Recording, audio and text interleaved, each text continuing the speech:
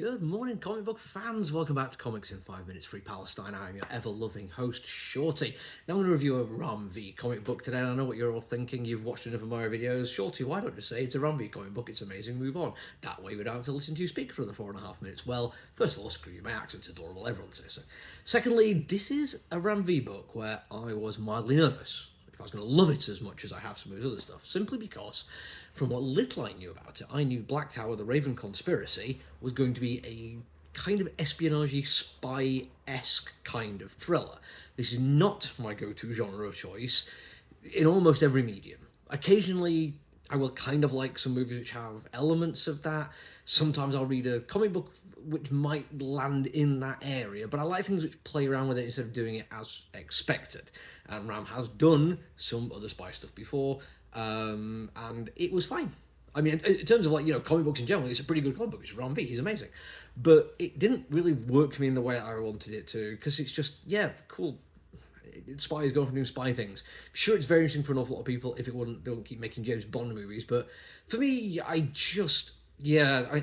one of the few ones in recent years I've really liked has been from the never reliable Mark Millar, and he did one of a very aged kind of James Bond who, when getting cancer, realizes he's actually done way more harm than good, and uses the last few months of his life to attack and murder a whole bunch of people with inherited wealth and power. And I'm like, yeah, that's kind of fun, because that goes against type usually for me.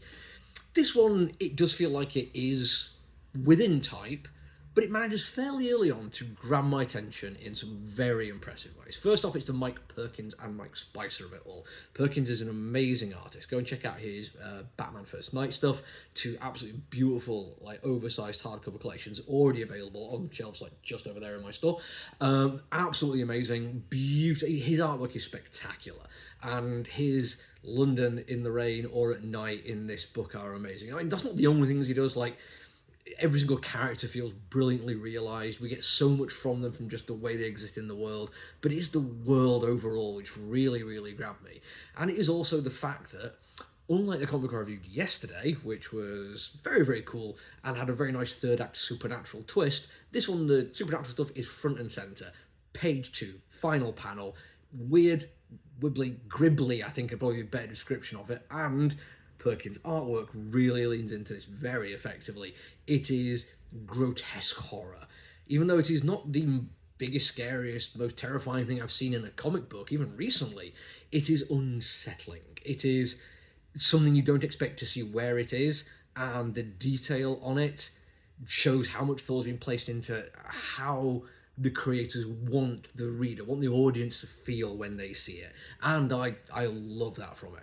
And it also sets up just how dark this story's going to get. This isn't happy, bouncy spy going off and being, male power fantasy, using a variety of interesting martial arts and improvised weapons to murder a bunch of people, to cool soundtracks. No, this is far more.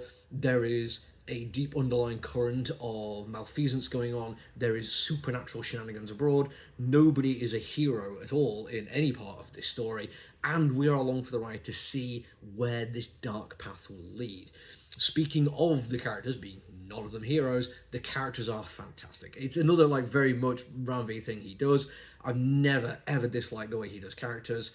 Even some of his stuff where it's not my favourites he's done, I will give credit that I at least can find ways to engage with every single person on the page, because they feel like a real part of the world. Not necessarily realistic. He doesn't have to force that kind of thing in a supernatural world or where there are vampires and superheroes. He doesn't try to make everyone grounded, but he makes them feel like they exist within the same world. They belong. And I really do like that over all of his work. This one is a really good example of it, because we have people who don't necessarily know the depths of the darkness in this world. We've got people who are being thrust into it. We've got people who are buried neck deep in it, and others who think they can get away with paddling in the shallow end. And all these people do feel like they all exist in the same world. They all would have things to talk about over a beer. And I've got to admire that. Even if, this being a spy mystery kind of story, there's probably going to be a whole bunch of backstabbing. One, again, probably my last thought on this one before the time runs out on my own little thing, but the idea that there is going to be backstabbing and shady dealings in a spy story isn't really new. It's fairly standard. what bugs me sometimes in spy stories is we get it like really heavily telegraphed of like, oh no, they're too good. There must be something else going on. Or, oh, what a big surprise. A shady government organization with too much power and answerable to no one is actually really bad. Oh gosh, what a surprise.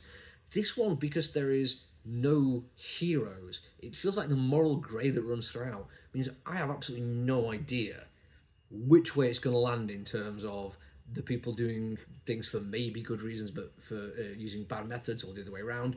We just don't know. It's left completely open, and I can't wait to see how it plays out. That's it for me for now, though. Until I see you all again, look after each other, everyone. Stay safe. Bye.